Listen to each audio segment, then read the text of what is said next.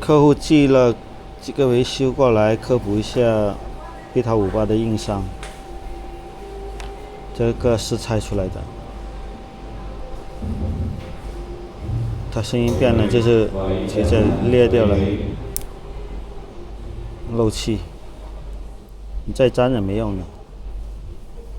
这个是所有贝塔58的硬伤，你看，这些都是断的。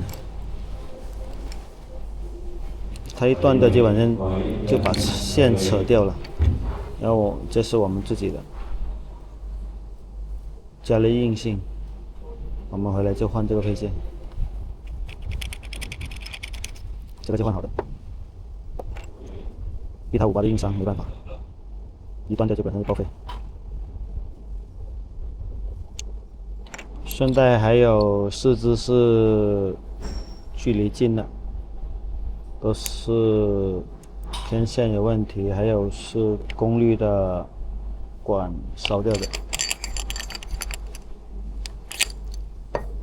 现在功率达标了，有10个 dB 左右，10个 dBm。之前就没有功率，只有负20 dB。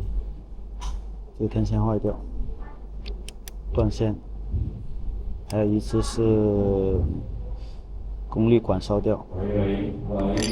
话筒它基本上这样子掉下来，40多的时候就把那个天线折断了。修好，寄回去。